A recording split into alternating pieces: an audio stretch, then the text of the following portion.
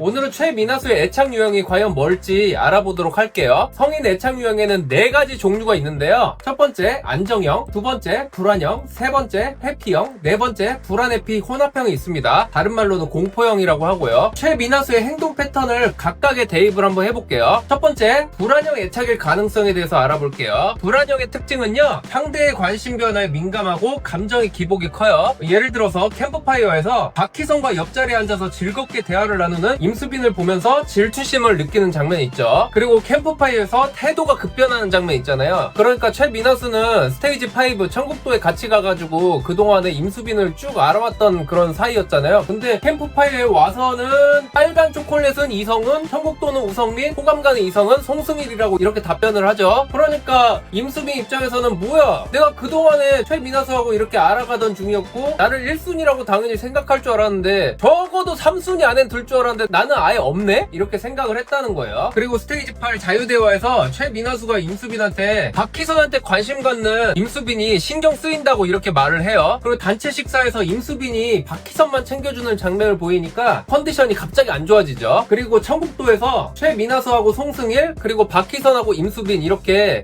둘 해가지고 볼링 데이트를 하잖아요. 단체 데이트를. 거기에서 이제 최민하수가 숙소에 돌아와서 짜증나! 이렇게 말을 하는 장면이 있죠. 그리고 창밖을 내다보면서 임수빈이 어딨나 이렇게 살펴보는 장면도 있고요. 그리고 불안형 애착의 특징 두 번째는요, 나 아직 좋아해? 확인하는 질문이 되게 많아요. 임수빈하고 최민하수가 커플 피구 게임을 했잖아요. 그 이후에 임수빈과 대화를 나누는 장면이 있는데 임수빈이 지금 호감 가는 이성이 한 명 있다고 하잖아요. 그러니까 최민하수가 그분이 키 커요? 이렇게 물어보는 장면이에요. 그러니까 나를 좋아하냐 이거를 확인하는 질문인 거죠. 그리고 임수빈과 천국도에 가서는요, 최민하수가 임수빈한테 스테이지 2 호감도 투표에서 자기를 선택했는지 또 물어보는 장면이 있어요. 그리고 커플 게임 이후에 이성훈과의 대화에서는요, 이성훈이 이렇게 물어보죠. 그래서 너 나에 대한 마음 접은 거야? 이렇게 물어보니까 최민하수가 접은 건 아니야, 신경 쓰여. 이게 무슨 말이냐면은 이성훈이 캠프파이어에서 최민하수한테 초콜릿을 안 줬잖아요. 그러니까 너 나를 계속 1순위로 둔 건 아니었잖아 이렇게 얘기하니까 이성훈이 그래서 마음을 접은 거야 이렇게 얘기했다는 거예요. 그리고 불안형 애착의 특징 세 번째, 질투 반응이 빠르죠. 단체 식사에서 임수빈이 박희선만 챙겨주는 모습을 보이니까 최민하수의 컨디션이 갑자기 안 좋아지는 장면이요. 그리고 불안형 애착의 특징 네 번째, 나를 좋아하는 사람을 안전장치로 둡니다. 근데 최민하수는요, 통제 욕구가 강하기 때문에 내가 막 휘두를 수 있는 그런 사람을 되게 잘 알아봐요. 그런 사람들이 누구였냐면은 이성훈, 임수빈, 송승일, 우성민, 신현우였어요. 반면에 윤현재, 김재진, 조이건 같은 사람은 자기가 막 이리저리 막 휘두를 수 있는, 통제할 수 있는 그런 남자들이 아니었다고 판단했기 때문에 아예 배제를 해요. 불안형 애착일 가능성은 60에서 70%로 높아 보여요. 두 번째, 회피형 애착일 가능성에 대해서 알아볼게요. 회피형의 특징은요, 감정이 깊어질 때 거리를 두고요, 확정적인 표현을 회피해요. 그러니까 이성훈을 거의 항상 1순위로 뒀지만은 확정적으로 나는 너뿐이야 이렇게 얘기한 적은 없죠. 그리고 결정 순간을 미루고요. 그러니까 최민하수는 최종 선택을 거의 앞두고서도 이성훈과 1대1 대화에서도 1순위는 너고 2순위는 뭐 이러면서 약간 애매한 식으로 얘기를 하지만, 물론 2순위는 얘기 안 했지만은 마지막까지 결정 순간을 좀 미루는 그런 장면들이 보여요. 그리고 편하다라는 표현으로 설렘을 낮추고요. 예를 들어서 자유대화에서 최민하수가 이성훈한테 너랑 있으면 편해 이렇게 말하는 장면도 있고요. 이성훈한테 난 여기 사랑하는 사람 없는 것 같아, 너 빼고는. 근데 그게 이런 식으로 감정 확답을 회피한다는 거죠. 이건 가까워지면 한 발 물러서는 회피형 애착 패턴에 가까워 보이는데요, 가능성은 40% 정도라고 볼 수 있어요. 이번에는 불안 회피 혼합형의 가능성이 있겠죠? 불안 회피 혼합형의 특징은요, 관심은 강하게 원하지만은 상대방에게 완전히 기대지는 않고요, 자존심이 매우 강하고 버림받을까봐 두려워서 선제적으로 거리를 둔답니다. 그러니까 임수빈한테 나 지금 자존심 많이 상해? 그러면서도 너 지금 마음 어떤 거야? 이렇게 얘기하는데 임수빈이 나 이제 박희선한테 마음이 많이 기울었어. 그러니까 최민하수가 약간 뜸을 들이더니